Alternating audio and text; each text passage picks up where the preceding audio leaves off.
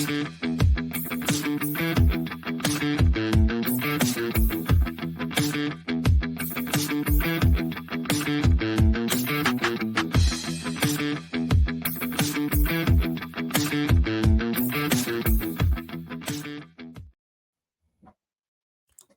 welcome to Search with Sean, and this is part of the Chat with Sean series you just saw with the new-ish kind of intro.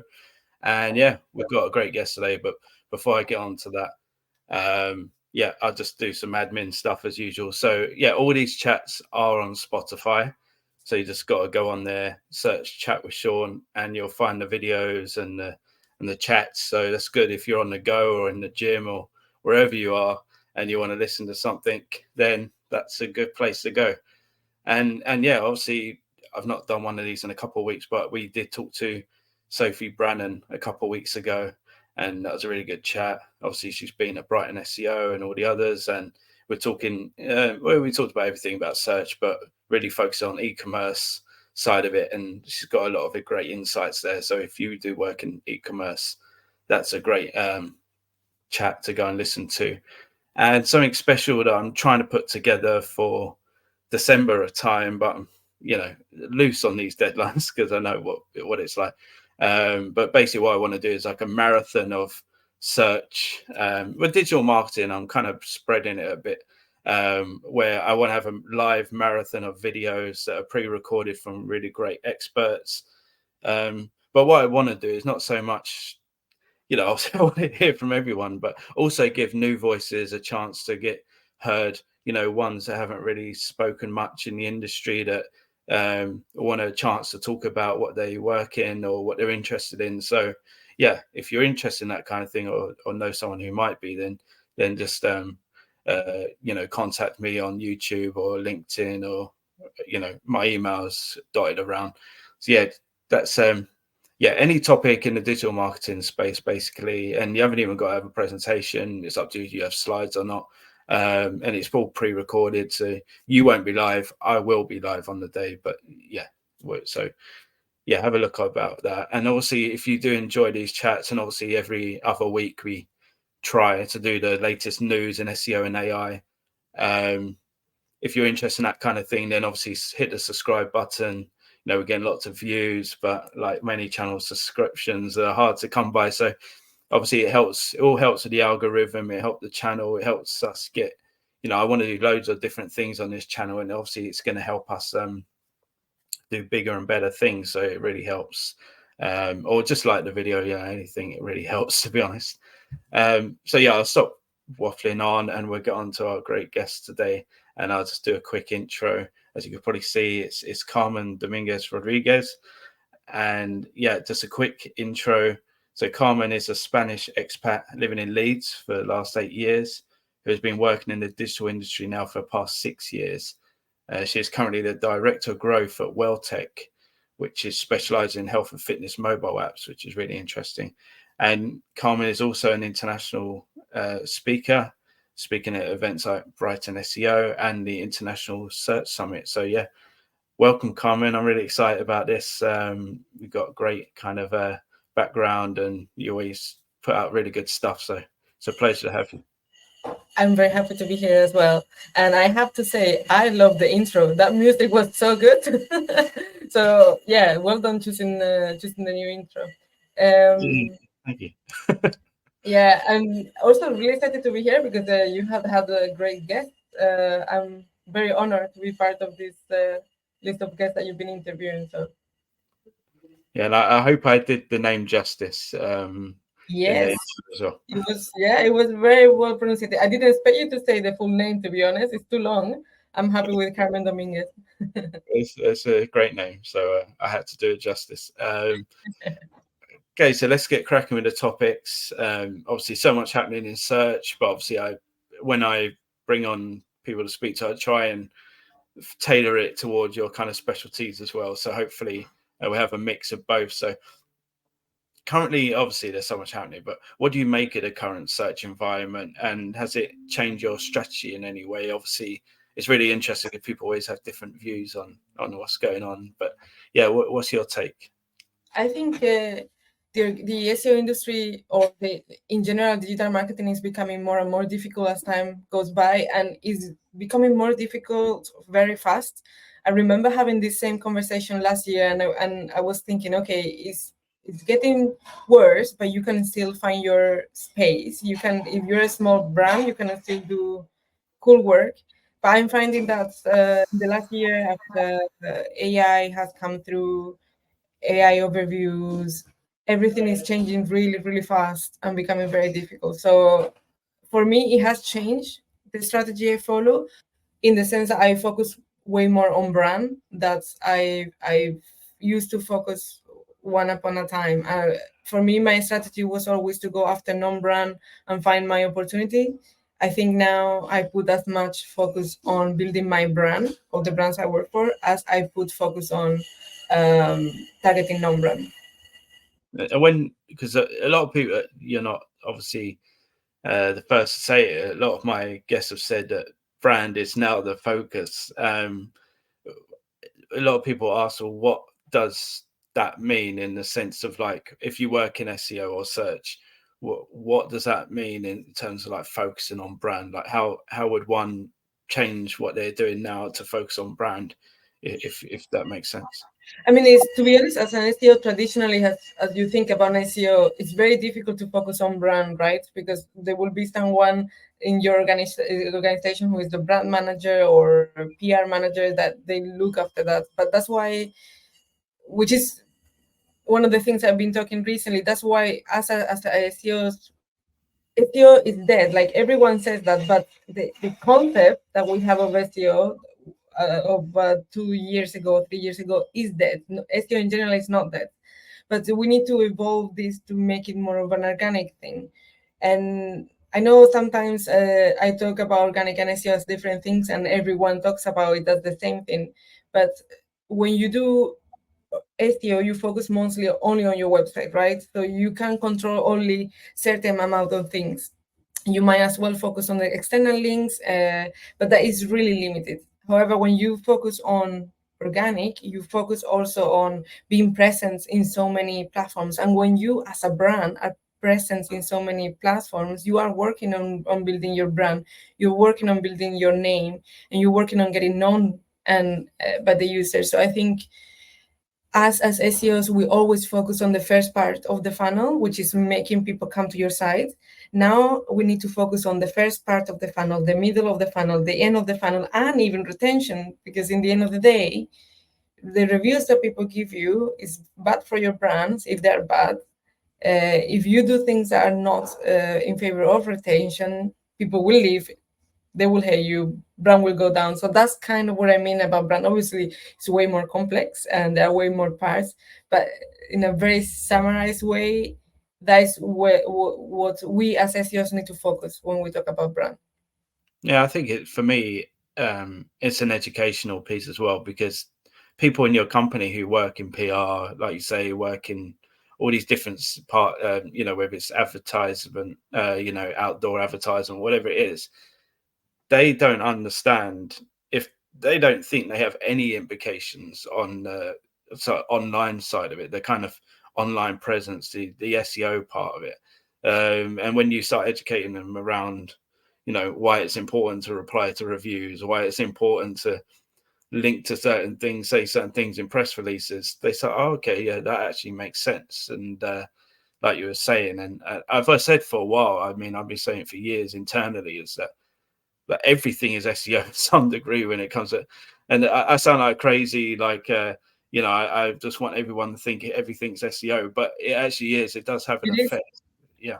Everything, you're right.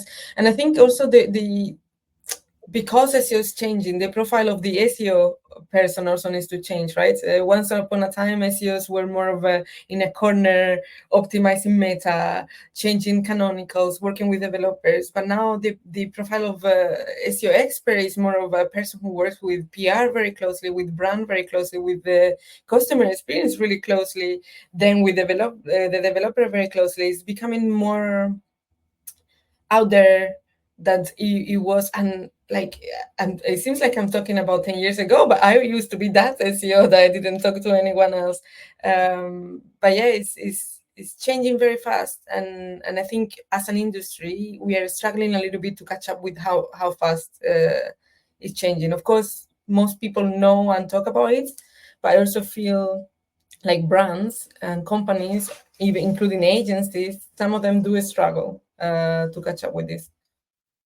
Yeah, and I mean, obviously, like Ray Sadiq, I had him on recently, and he was saying about social, and obviously we know about how impactful social is now on search, and that's grown rapidly in the last year alone. So yeah, you really need to be speaking to your different departments. I mean, I think obviously we got to say that the traditional stuff still has an impact. You know, it's not like it's just totally irrelevant now, but it's obviously just like you said, it's moved on, and like technology has, and obviously the internet has, and everything, and we have to keep on evolving, or you're going to be left behind. You know, you're going to keep just creating blogs and doing the traditional optimization. So obviously you touched upon it just then, but this post really kind of did pique my interest when you put it out there, is around the difference between SEO strategy and organic strategy. I thought that was a really interesting take on things. So if you could kind of delve more into that and what your thoughts were around that, that'd be Yeah. fair. I mean, when you look at it as the job of a traditional SEO, and you're right, obviously the job of a traditional SEO is still relevant, because if people don't come to your site, you might have everything else perfect, but your site is blind. No one is ever going to convert in your site, right? So the traditional thing of an SEO is still important, but because it's more difficult to compete, we have more competition, things are more expensive to buy, users get less time, like attention span is shorter. So we need to then expand in an organic strategy. So I like to explain it like, normally my organic strategies are split in 3 parts, which is to get people to find us, to trust us, and to choose us. So each of those 3 parts are part of a find us, classic SEO with the technical SEO, with the content, etc. Trust us, which is more on content focus and in different platforms, not only Google. So trust, when people search for you, they need to be able to find the same story or narrative that you have in your website, in your TikTok, in your Instagram, in your Pinterest, in your Reddit. That's how people know that you are not scam and you're not going to scam them.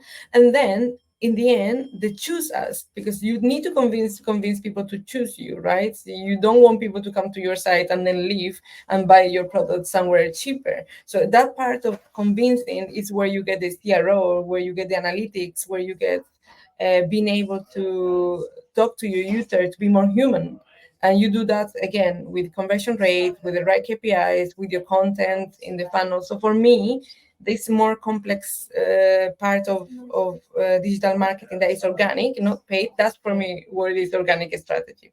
So SEO is just a part of the whole strategy, if that makes sense.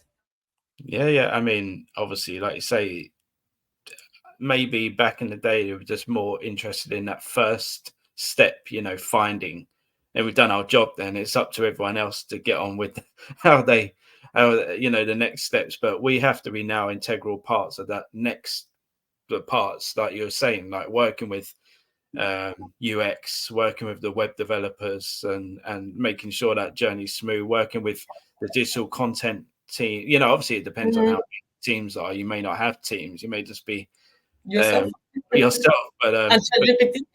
but yeah, you've got to think about all those steps, because Yeah. there's no point just being found and everyone just jumps off your site and goes to your competitors. And like you say, people look, as again, I know I said before what Ray Sadiq was saying about now, you know, a lot of people saying it, people aren't now more than ever just going straight to a website, reading a bit about, trusting it, and then going through to purchase. They're looking at social first, then getting a bit of a taste of the market, who to trust, who to look at. And then they might, yeah, you say, look at someone else like Reddit, or they might look at, you know, forums, and then they may go to your website or other websites. And then it's the journey is, because there's so much choice and different sites, comparison sites. There's just so much out there for people to get a better grasp of actually who's worth trusting in, you know, and that kind of thing. So yeah,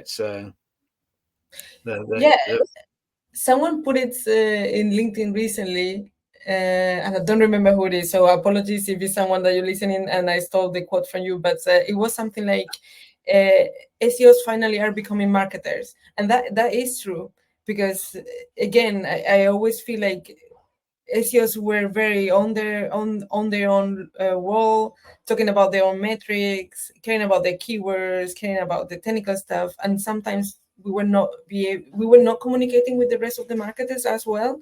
So now that we as algorithms are become more complex, they have become like they look at way more different things. As SEOs, we need to do the same, right? Because once upon a time, I remember there was no MAM, there was no EAT with the double E. There was not so much into the reviews as well. Now all of those are part of the algorithms, so we need to understand those to be able to change our strategy, right? So that is beyond just the keywords, which is another fight I have with anytime I work with an SEO only focusing on keywords. Yes, keywords are important, but they're not the only thing. Now, when obviously your niche is the kind of app side, how do you approach obviously you got to get people to the site. Obviously they download apps in all different places. I don't know too much about your apps, if they're on Google Play and Apple, whatever. And so obviously you got to take that into account, but also like then you got to work to try and get them on your site to read more about it, to then perhaps go in and download it and then keep using it and updating them on updates and so on and so forth. So how, and obviously I'm kind of mashing a lot of questions together, so I'm sorry about it. But with the changes that happened recently, with obviously AI overviews and also in recent years all the SERP features that have come into play and all that kind of thing, how much you change your strategy, and how much have you focused more on visibility rather than traffic to the site? If that So I was going to be honest, at the end of the day, it doesn't matter if you do e-commerce, if you do SaaS, if you do apps. At the end of the day, what you need to do is to get the user interested in you, right?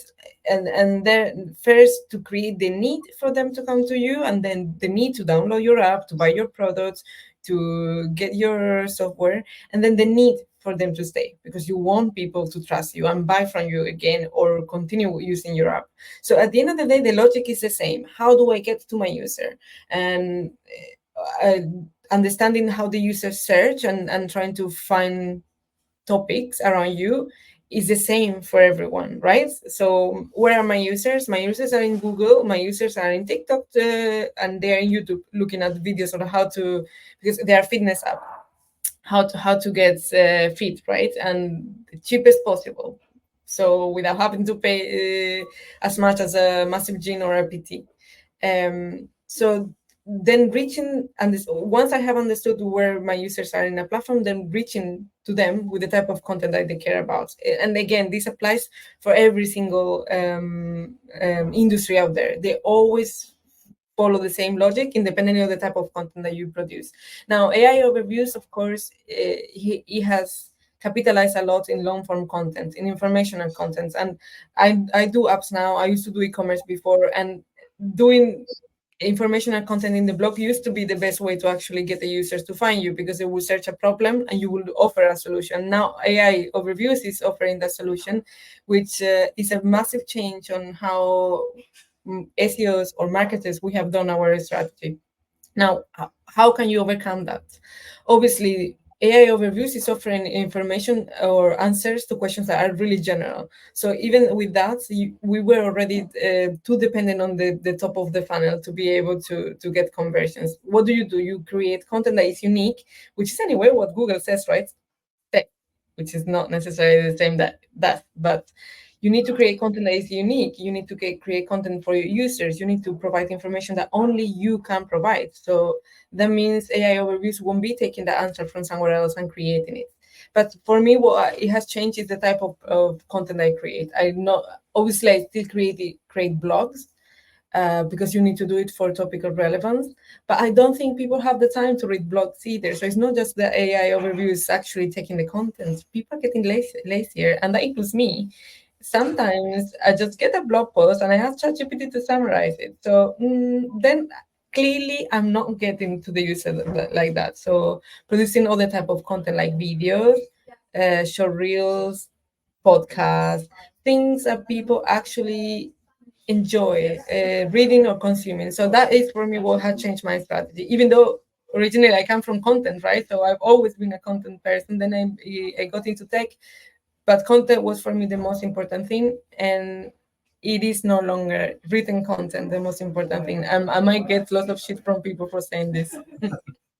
No, I mean, it makes sense. And yeah, I think also something that's not overlooked, because some people do it really well, like Gymshark and a few other people, is getting your users to create the content for you. I mean, one, it just reduces the amount you have to invest in, but two, it's unique, interesting content for your users. There's no better advertisements than that. And I think most people can actually, well, it depends. Obviously, some sectors that would be really difficult to do, but even like testimonials, like video testimonials, you can be in any industry and kind of do that. So yeah, I think, and like you say, people are consuming, I always break it down in ChatGPT as well, long form content now.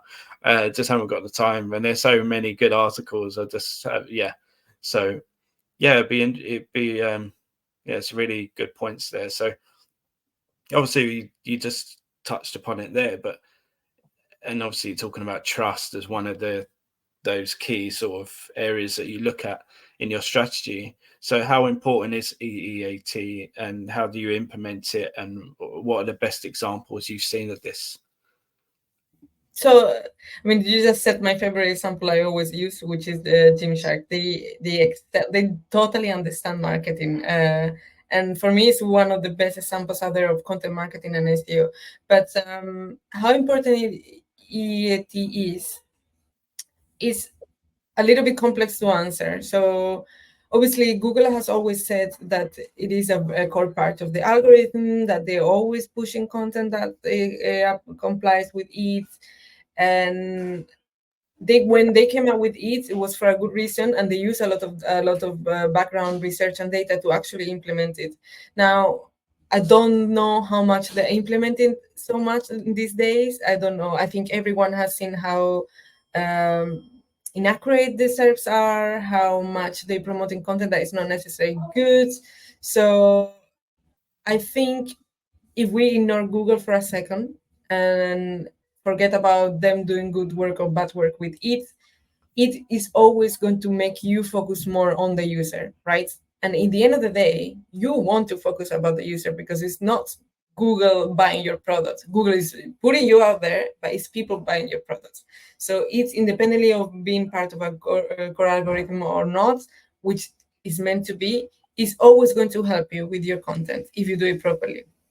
So, and it will also help you increasing your brand and making your brand a trustable brand, which at the end of the day is what we want, right? We started this conversation with making brand the core part of your strategy. It allows you to put more focus on brand, because it helps you get the right influencers to push your content. It helps you to get into the right publications for guest posts or links. It allows you to understand your user better and put content that is for the user. So using the EAT framework, independently of what it is, I think is core. And I use the EAT framework for every type of content I want to create. Reviews is part of it. And reviews, we know that it has a massive impact in rankings, right? So putting more focus on reviews is super important. Putting more focus on schema, for me, because when people talk about it, they only focus on content, but technical SEO is part of it, because if you don't put the right schemas, Google won't read your content properly. So structuring it, I think, is really important. Now, how we translate into the SERPs, please don't judge me on that, because I don't know, Google is a little bit temperamental recently. But yeah, it helps a lot to organize content. Have you got any kind of examples of how anything you've done in EAT or that you've seen? It's hard to kind of see in numbers how it's helped, but So you kind of, sorry, go. No, I was going to say, in my previous job for Look Fantastic and MyProtein in e-commerce, we launched the whole hub based on eats, right? So we wanted to focus on getting the right people writing the content, particularly because for MyProtein, back in the day, when I was working there, we were hit by the medical update, right? I'm not sure if you remember. And the medical update was mostly focused on eat content, in content that was written by experts. So we have to rework the whole content hub and hire people that were expert on the topics. And that is not expert in proteins. It was experts in exercise, experts in some of them need to be medical, because some of the topics that we were talking was medical, nutritionals. All of that was mainly focused on it, and it did work, because basically we almost disappeared from the SERPs, and back now, if you check, we're not only present in the SERPs in the UK, but everywhere in Europe as well. So it does work. It only needs, you need to make sure that you are consistent, because it is not a one-off thing that you check, right? It's not that you go implement it, oh, I'm going to put bios, that's it. No, the whole purpose of it is that you try to check every single part constantly, so slowly your brand growth and sustainably. Obviously, again, it's becoming more and more difficult because everyone's doing it. There are more brands with a lot of budget that can do it very quickly versus other brands that cannot do it very quickly. But again, for me, the key in Google is always consistency. Yeah, and yeah, I think I said in a few of my videos, I think like EAT is more like a mindset. You need, it's it's not so much a checklist, although there are things to do. You've got to get that mindset. How you, every time you create a bit of content, make a website change, whatever it is, how can we install those principles into it? And like you say, what's difficult is that if as an SEO you want to see increases in traffic, you want to see increase in rankings, you want to see these things, and EAT necessarily doesn't do that for you, but it could increase transactions and conversions, I guess, obviously, but yeah, so it's kind of sometimes difficult, and obviously when you explain it, like I say, there's no real ranking factor around EAT, so it's kind of difficult to explain it to people. But once you get through to the other departments that it's about the user, it's going to improve the user experience, it's going to improve those conversion rates, it's going to improve the trust of the brand, I think they start getting onto why it's important. And And I think you just touched onto something that I wanted to mention earlier, or maybe I briefly mentioned, which is the most difficult part of an SEO is not doing all these things, which we mentioned thousands of things like in the last 20 minutes. But for me, the most difficult thing is to get the buy-in of the company that you work for, or for the clients that you're doing the work for, because it's really difficult to explain how whatever you do now will have an impact in 2 years. So you cannot attach revenue to whatever changes that you make, which I think is the most difficult part for anyone to try to justify changes that you cannot justify because you don't have data or you don't have revenue attached to it. For me, it's always been the most difficult part, which is explaining SEO and explaining why we need to make the changes. People are really used to money now. Everyone makes decisions with ROI in mind, and SEO doesn't have an ROI that you can actually compare right now. So yeah, it's one of the most difficult parts for me, I think. Yeah, especially structured data. It's something that goes in the back end. It may or may not get picked up. It's like, it sounds very, to many people, a waste of time, because they're like, well, so you're saying that this may not even do anything, and you're like, well, yeah, we can't guarantee it, but we know that, and it just makes common sense. If you structured your data correctly, you got more chance of people understanding it. I mean, it just makes common sense. And obviously, but you just got to get that through to the right teams and make them understand, the long-term benefits, as you say, around that, and to have patience. I think that's something the world is lacking right now, is patience. And It's the number one thing you should have, really. Yeah, for SEO and for marketing in general, I think if you want to do good marketing, long-lasting, sustainable marketing, you need to be patient and you have to have vision of 2, 3, 4, 5 years. It just people got too used to make quick and fast money in Google, either by paying or by not. That they have forgotten how real marketing is. Like the big brands that we know, they all been consistent. They all been focusing on the core part of the brands and then outreaching to the rest. I think anything that is quick and easy, there's a catch. Of course, and I mean, I don't think you watched the films, but if the film about how McDonald's got started, and also how the film about Nike got it, or Nike, however you want to say it, how they both got started, and obviously that wasn't. I mean, they both got a bit lucky with certain things that happened, but it took them a while to get going, you know. So Nike nearly went down, and now they're like the major player, and McDonald's, you know, it could have been totally different. I think I haven't watched it. What's the name of the movie? Do you know? Oh god, now you're putting me. I have to send. No. Send it later. Yeah, don't make free marketing for people for movies. Yeah. I'll put it in the description so everyone can have a watch. But yeah, they're both good films, and just interesting to see in the you know, the stories of them. So on the next one, so how important is the connection between paid and organic? And what tips do you suggest for building a strategy around this? Obviously, I've been going on about this for a while. I think for so long, the gap's been getting wider and wider and between the two channels. And I've worked in both, so obviously I'm quite interested in this. But yeah, so what's your thoughts? So for me, actually, what made me change, obviously, when you start learning SEO, myself, it was an agency, and it's a classic unspoken fight between paid and organic, right? Because you're fighting for the attention of the client, to do the cool things. So I never understood really the relationship until I moved to paid, because I was curious. I wanted to know how it works. And that's when you start seeing that actually everyone is going after the same objectives, right? Is that having clear split of the funnel, clear split of those objectives is going to help everyone achieve the same objective faster. And I'm going to think of an e-commerce client that particularly I've been advising both organic and paid. So, for example, Merchant Center, just to give the example, when you need to optimize Merchant Center both for organic and paid to make sure that it works. If you work independently, you are not going to optimize the images, so it's going to have an impact in paid. But paid probably doesn't know that it needs to optimize the images.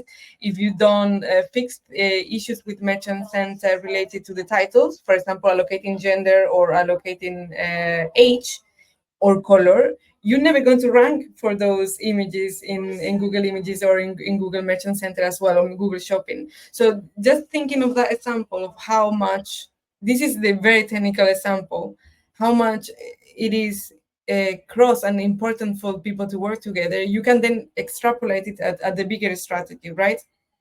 When you are doing brand and you know that you need to improve your brand awareness, and you know that you don't have a budget to buy a lot of billboards or pay the London tube, you might as well rely on paid to do your brand where it needs to do it. Because if you do PMAX, you can get your brand in YouTube, you can get your brand in display, you can get your brand in the search, and you as a brand organically, you're going to benefit from that brand awareness, because people will come back to your organic site, and it will come through organic, probably not through the ad. So working together to see where your gaps are in organic that pay can help you is the best way to, again, try to make things go faster. But again, equally for organic, the classic example that everyone uses is you are bidding in these clusters, but you already rank very well in organic. Why are you spending money on those clusters? Don't spend those money. Obviously, with PMAX, you might not do that. So you have to do specific ones, but it's a classic example of how you can save money by talking together with organic. So I feel like as SEOs, you might not necessarily understand how paid works enough to advise, but I encourage everyone to have one-to-ones every month with pay to understand what the strategy is, not what they're doing specifically, what's the strategy, and then you can compare it to yours and see where the similarities are, which 100% they're going to be, because it's going to be non-brand, it's going to be clusters, and it's going to be brand. So the same that you do. In fact, I have enjoyed a lot working with paid in the past and recently, because it has changed my whole understanding of marketing. I will always encourage people to do it. Did I answer your question, actually? What's that, sorry?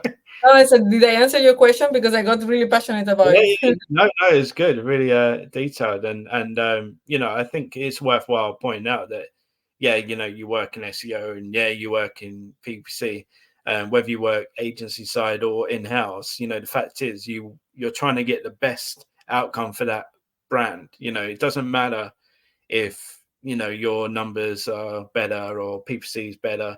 You want to get an overall improvement for the brand. So if you work together, the chances are you're going to improve the outcome, because you're going to find things, like you said, that and it's not even so much about, obviously you could save the money on PPC if you can find those opportunities, but it's also about reallocating that, reallocating that budget to, like you say, places that organic you're not reaching, and obviously that could then improve your organic performance. So if you're trying to become an authority in a certain topic, it can help you do that. And there's no point keep spending money on something that you're just so dominant for organic for. I just I don't get that when you look at some searches and there's basically no competition, and they've got the paid and the organic first, and you're just like, what a waste of time. Because a lot of people will click that paid ad first, because a lot of people I know in my family have no idea about paid ads and organic. They will click on the first one. You just you're throwing money in the bin, like literally. Not to mention, because we discussing things that are very simple, but then we, again, going back to brand, we started about how important it is to have a consistent narrative everywhere you go. If you as organic have been using an influencers to create videos for you or to create content for you, why not to use those videos in PMax in YouTube?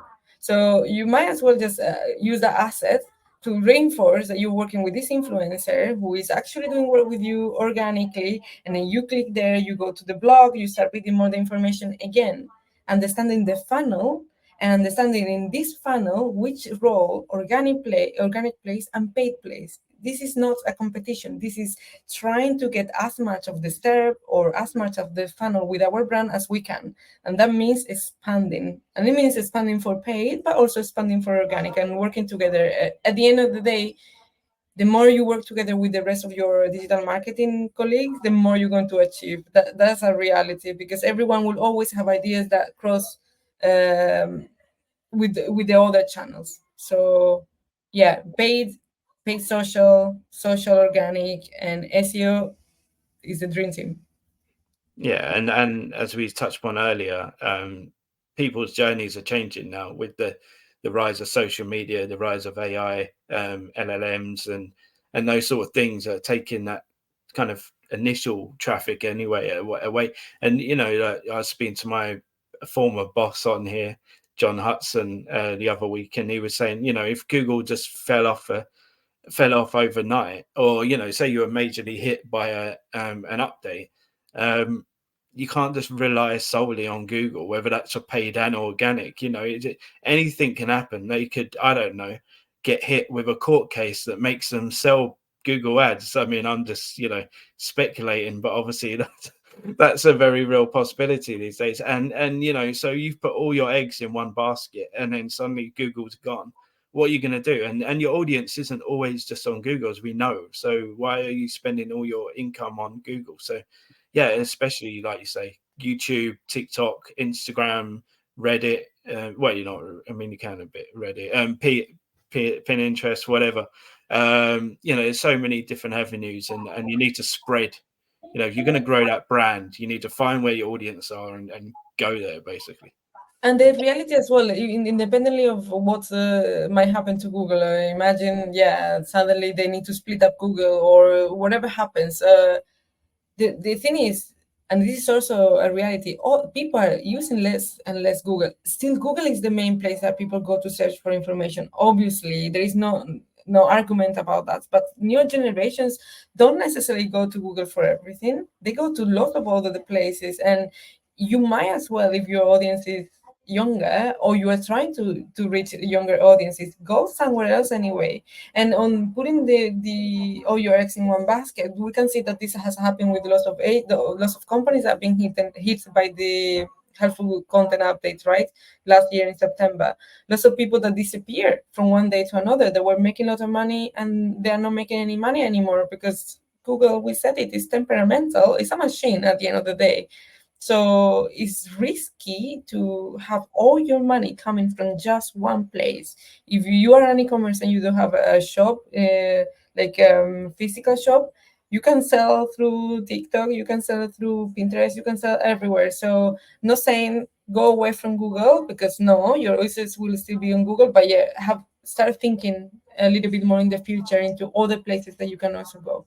Think we just jumped from topic of PPC to talking about Google, but I think it is definitely the right strategy. Yeah, and obviously, if you are like, I've watched other podcasts and they talk about case studies, and like you said, they've been companies that relied so heavily on organic, and then when it's dropped with the recent updates, they've had to kind of close their business, and so you have got to think about other strategies, and obviously working with paid will enable you to understand a bit more about the market and people, what kind of makes them tick, and kind of where you're spending money you don't need to, and other opportunities and stuff. And obviously you are like a small business, don't forget the offline stuff. I know it seems like old fashioned and direct mail, a lot of people say is dead, and that kind of thing, but there's still opportunities offline that are relatively affordable, that you can go and actually still build your brand and get seen and stuff like that. So don't forget that side of it. It still has an impact. I know when I've worked in companies and we did have billboards, like the London Underground and all that. And okay, not everyone can afford that, but I did see, obviously that did help organic, and people, and we did targeted leaflet campaigns, and it does work. I know it's still old school, but if you give people the incentive to use something on the leaflet and not just you can get it still works. If you do it well. One of the main in Brighton SEO, I talk about this experiment that we did with an e-commerce company, where we actually switch off paid and we invested the money in radio and TV, but only for a certain period of time and only during a certain amount of hours, which is what we knew our target was particularly in radio. And you should see the spike in organic is crazy, and it tells you how you cannot, you as organic, relay in so many other channels to actually make an impact. So this same client, we saw that this experiment worked, and we did the same with influencer. We started pushing through a few influencers one product, and this one product brought so many organic clicks that in the end all the products ended up benefiting from the attention in two products, just because Google kept crawling and crawling. The product pages were more often than they were crawling before because of all the clicks. So it's just to tell you how thinking beyond what the classic thing that can have a massive impact in whatever you do organic, and not one-off impact. As I said, my product pages were not ranking before. Most of them got clicks to 2, and all of them started going up. So for me, that was like a proper telling on, okay, you need to move into just doing way more than organic than SEO in order to make a difference for a company. And that's kind of why I'm working for apps as well, because apps, it goes outside of the internet in a way, outside of Google, and it helps you go in and getting your user outside of a platform that you don't know what's going to happen. I got really excited. But yes, I believe the future is always expanding and looking into other resources. Yeah, and the great thing is, well, all the tools that we use, whether it's SEMrush or Hrefs or whatever, they've got so many great indicators on us learning about who our users are, where they've come from, where they're going. This obviously gives us a power, obviously GA4 as well, but this gives us the power to actually really help other teams also understand who our users are, what they do, where they've come from, and so we could be a great source of. This is why I think, obviously the SEO dead question, I think we just need to expand our capabilities. We can now be that source of truth about who our user is, and so yeah, it's given us access. And then I'm going to just give the last example of how SEO can have an impact into businesses. I was reading an article yesterday about how Waitrose is going to start selling Wagyu meat. And the reason why they're going to start selling, I think from today actually, the reason why they're going to start selling Wagyu meat is because they saw that a spike on search. So they saw more and more people searching on the search bar, and the digital team started seeing the increase of interest and compare it to the volumes that there was and the trends, and they decided that indeed it makes sense to start selling Wagyu meat. So you can see a whole business making a whole decision just by the interest that people show on the internet. So it took an SEO to pitch it to other teams in digital PR, to then pitch it to people selling the product, to actually bring a product to a shop in the whole of the country. So it shows again how having a bigger picture can actually help a lot in the work that we do, but as a company, not just as digital marketers. Yeah, 100%. And Sophie Brannon, she gave a really good example of that kind of insight as well, when they did really well with a product.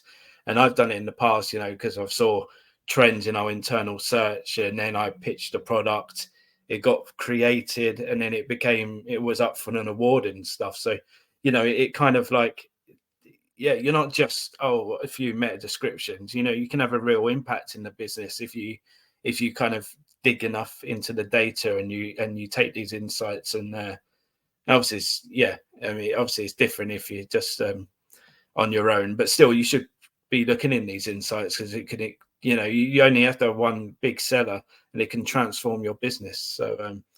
So yeah, and I know we've talked a lot about trying to get through these questions. I'm sure we'll do it. So yeah, again, we've touched upon it before, but why is it important to focus on conversions and not just vanity metrics, and how do people get out of this mindset? And I think more importantly, because I think SEOs are trying to have done that, but how do you get others to get out of that mindset, other stakeholders? Because I think that could probably be the main problem at times. Yeah, I mean, I think when you work in house, or at least in my experience, this is the second time I work in house. When I used to work in house, everything I was doing was tied to conversions. Everything I was doing was tied with revenue. So there was no change or no strategy that I will get approved that didn't have a revenue next to it. It was being when I moved to agency where I struggled a lot to actually get people to move from keywords to something else.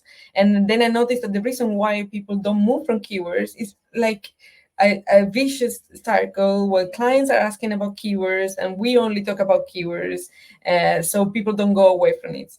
I think we are guilty in the SEO industry, and I'm not talking about, I think everyone, we for a very long time have focused mostly in keywords to actually show our values, because we were not able to show our value in any other way, just because maybe SEOs, all of them didn't know how to use analytics, and also analytics didn't know how to analyze SEO. So it's very easy to put analytics to paid, very easy, but way fairly easier than it is to put organic.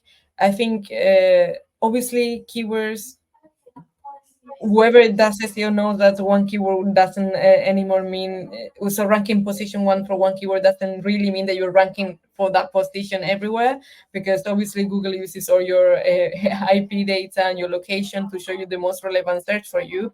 So keywords are no longer telling you the full picture.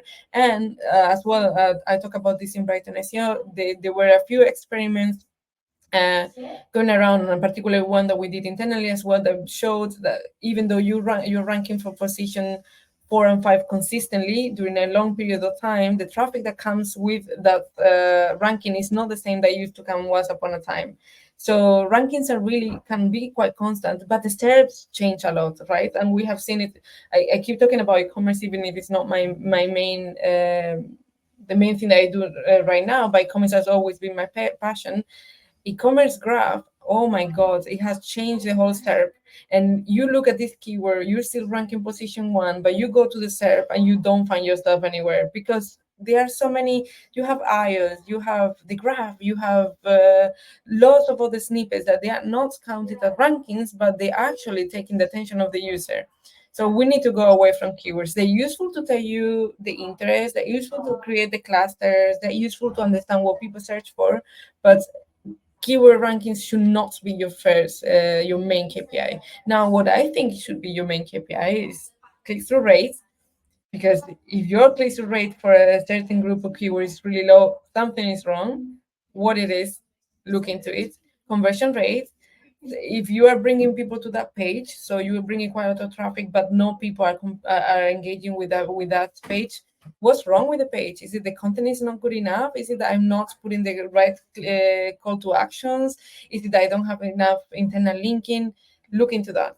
And then obviously revenue. Not every page is going to bring revenue in your site, but look at the ones that are going to be bringing revenue and why people are not going there. Why are you not focusing your strategy in the pages that are going to bring you revenue?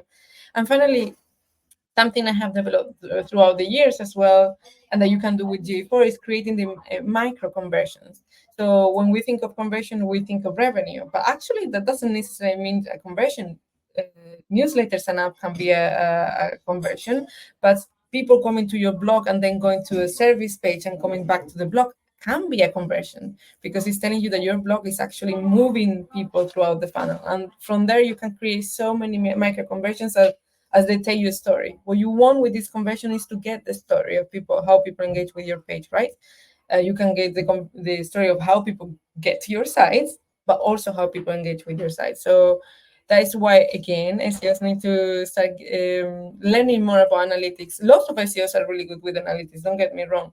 I have learned from good SEOs, but I also think there's still work to do in terms of how we can tell our story. Yeah, and that's why it's really important to actually understand the intent of each page. You know, if your intention is to get someone to download something, then that is the main KPI. If it's to get them to buy something, obviously that is. I mean, it really depends. You can't just put the same KPI to every single piece of content on your website, because that just doesn't translate. And obviously one thing I'm trying to get across is that, and something all website owners are going to have to come to grips with, is like engagement rates, you know, engagement time on page and bounce rates, and all that is kind of becoming a bit irrelevant now, because, you know, Google are finding, obviously Google being the main search engine, and you've got LLMs and you've got all those, they're just cutting to the chase. You know, they're sending people directly to the answer. You know, so people haven't got to start scrolling through your page to find the answer. So, you know, that's obviously going to cut the time out that people are going to spend on your website. But then obviously you are seeing that people are going straight to certain answers. You have to make sure, maybe think about what, again, looking back at the intent of the page, can you kind of influence that when people go into that part of the site, you know, all them kind of things. So that's what I'm trying to get across, is that engagement. I think people, when we talk about vanity metrics, I think people still look at time on page and bounce rates, and so, and obviously you have certain bounce rates. That's obviously bad. If some things are like ridiculously bad, then obviously there's something wrong. But, you know, hopefully you get what I'm trying to say. Yeah, no, we in the end we're saying the same thing, right? That we need to actually find what the purpose of a page is, track it, and then try to make a story out of it, or understand the story. Keywords, engagement rate, bounce rates, there are lots of things that don't mean anything unless you have a story. And that's the thing. I think people don't necessarily focus on the story that these KPIs or metrics are trying to tell us. They just focus on the numbers. and that doesn't really mean anything if you want to do a proper strategy, I think. But I agree with you in AI overviews, or I think it's going to have a massive impact in how traffic are coming to the site and how people engage with the site, because people might not necessarily need to get your content from you anymore. So what do they want from your website? And then you need to adapt to understand what they want from your website. I still visit websites, even if I get the answers from AI overviews, but I might not necessarily go to understand. In fact, recently, lots of things I do is to go to the About Us, because I have this thing in my head. I don't want to buy things from China. So this is just me. So I always go to the About Us to see where they produce their products. So maybe the About Us is going to become more relevant now than the blog, for example. I don't know, just brainstorming. That's good. And yeah, no, what was interesting is if you use tools like advanced web ranking, they tell you kind of, now they've switched it, so they tell you the pixel kind of measurements, you know, the distance between where you are from the top in terms of pixel width and stuff. So it's like, yeah, it's really interesting, the difference, you know. So like you can look at one keyword that's ranked first and another keyword ranked first, but actually or second, and you can actually see the difference in terms of how far they are from the top of the page is quite vast sometimes, the difference, and they're still ranked first, they're both all second. And so it's a very, very interesting sort of yeah, you can't just, that's where that kind of keyword ranking kind of is a bit of a red herring at times, because it can be a bit but like you say, with clients, they can get very gripped on rankings, you know, especially for certain keywords. And it's really, you've got to train. You could be ranked number one for a really great keyword, it's great, but you want to be that topical authority and you know, actually get, because people don't actually search really for, say it's, you know, Nike shoes. They don't really search like that anymore. You know, I don't think you're going to go to a search bar and put in Nike shoes. They're going to put, you know, black medium Nike running shoes or whatever, you know. And it's just things have changed, you know, the way people search and everything. Yeah, and it also has changed massively, and it's going to change more, I think. But for me, the way I managed to convince a client, I was, okay, give me a keyword, and we both at the same time Google, sharing the screen, Google the same keyword, and he saw that the SERPs were different in his end and my SERPs were different in his end, and he was like, why, this is not how Google works. And I was like, no, yes, this is how Google works. So I think sometimes you actually need to show the visual to actually confirm and convince clients that things have changed, and they're going to continue changing, and they might change in 2 weeks. So embrace the chaos. Yeah, no, 100%. And yeah, and so we're just finishing off now in last few kind of points. So in terms of you know, related topics, so, and you kind of touched on it, I don't think you got anything more to say on it, but why do you think CTR is the best KPI? You kind of touched on it, but I don't know if you got anything else to add on what you said. I think, again, we're talking about the different parts of the funnel, right? I'm talking again about find us, trust us, and choose us. If you focus on the find part, at the end, you are showing your website to Google, to the users. The way that you can actually identify that your strategy is having an impact is through click-through rate, particularly in the first part of the funnel. Again, we talked earlier about lots of other KPIs that are more important, but we already know that keywords are not constant. We already know that the SERP changes depending where you are, not only where you are as in country, but where you are in the area of the country. It changes depending on what you click on, right? Because Google, we know that uses Chrome data. So if you focus on the CTR, you know the overall how people are coming to your site. You don't base it on keywords that mean nothing and say nothing about the SERP, but something that is more tangible and shows the interest of people in your website. And again, you will always try to rank high, because that's what your intention, and that obviously you want to show your page to users as much as you can. But again, understanding that the SERPs are crowded, that the SERPs are not what they used to be. They have so many distractions. So if you don't measure how people get through those distractions to get to your page, you don't understand the full story. So that's why for me, CTR is quite important. That's good. And to finish off, I guess, where do you see the future of search in general? Obviously, so much can happen, and every week it seems to be going, somewhere else. But and digital marketing future, obviously, in general, I mean, I know we've touched upon a few sort of things that may happen, but where do you see the kind of direction going, especially for search, I guess?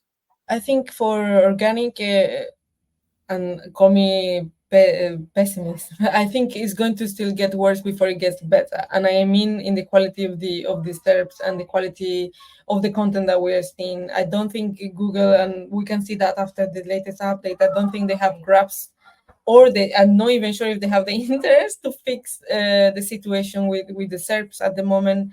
And the fact that we keep seeing Reddit everywhere for everything, every single search that you're looking for, I don't think is the right strategy, and I don't know if Google is planning to fix it anytime soon. But we do know that the users don't necessarily like it, and that means that they are going to other means to search for the information, and that means ChatGPT is actually growing a lot in how people search.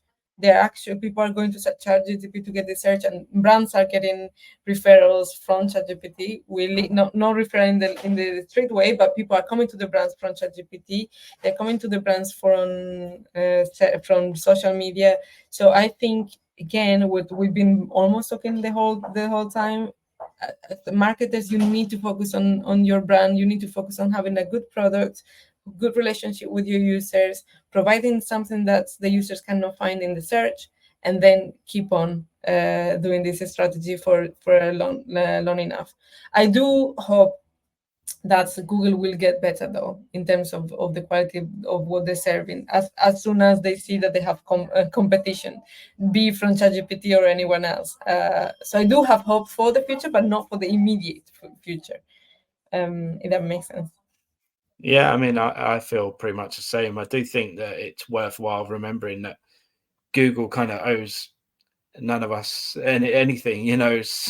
They're a money-making business. They're out there to make money. That's their main point. They're not here to obviously help all the little publishers and to help any publisher, really. They don't care. It's obviously they don't really have a business about that content, but as you can see, they know that people are going to still create websites, they're going to still create content, and they'll just keep kind of earning from the back of that. So until people start going away from Google and start using other platforms, that's when they might start caring a little bit more. But yeah, and I can see, obviously, it'd be great if other players can actually take some of the share. I still, obviously, I owe Google a lot. I wouldn't have a career without Google. But yeah, I mean, but I do think competition is healthy, and obviously we've seen with the recent cases that there hasn't been healthy competition, and that is needed. And I do think Google are listening, but they're just taking a bit of time to kind of get the right things rolled out. But we have seen in the latest update there was some improvements to the previous errors, and what is funny is they keep releasing all these sort of surveys and polls telling us that people really love all these Google features, and they love the search experience, and they love AI overviews and the way they're displayed, and then I go and talk to people and they're like, I don't really like them, and I'm like, so I don't understand who they're talking to. But I see surveys all the time. I think Google has a good marketing team. yeah, That's for sure. No, but I agree with you. I mean, obviously, I love my job, and my job is in Google. It grew in Google, and Google allowed me to do it. Google has been a part of all of our life for a long time. I found my favorite restaurants in Google, but I also think Google is making the internet worse, unfortunately, because they are not focusing on the rights, on making the ecosystem better, which is exactly what you said, making sure that people can still create content and benefit from the content that they create. If you are creating a lot of content for nothing, eventually people will stop creating the content, right? And if we don't put a stop to it, I think it will happen.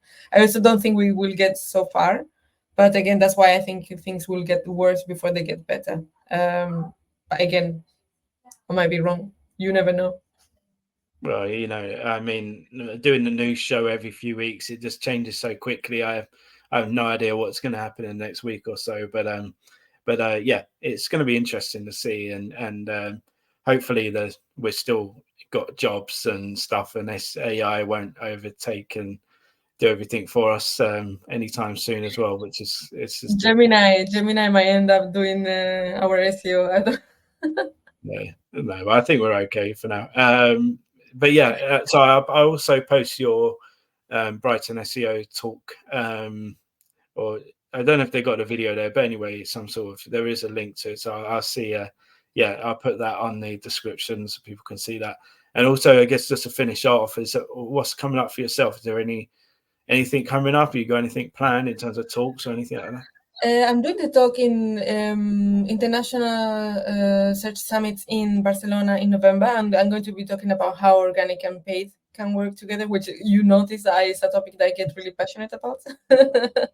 And then don't think I'm doing a lot of other things for the remaining of the year, because I'm doing a very cool projects at work, which I cannot say anything about right now, but I'm really excited. So I'm probably going to be focusing mostly on that project until January.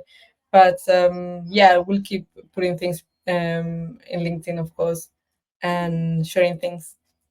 Yeah, great. And I'll also, as usual, share your LinkedIn address so people can follow you and check all that out and see this exciting project, whatever that may be. So yeah, that's exciting. And yeah, so thanks for watching, everyone, and thank you, Carmen, for joining me today. And hopefully you've enjoyed it. You can subscribe and see I've got loads of other great people coming on soon, so obviously you'll be the first to hear about those and all the AI and SEO news as well, and other stuff like that. So we've got lots coming up, so please do subscribe. And yeah, again, thank you, Carmen, for joining me today. Thank you. It was a lovely conversation.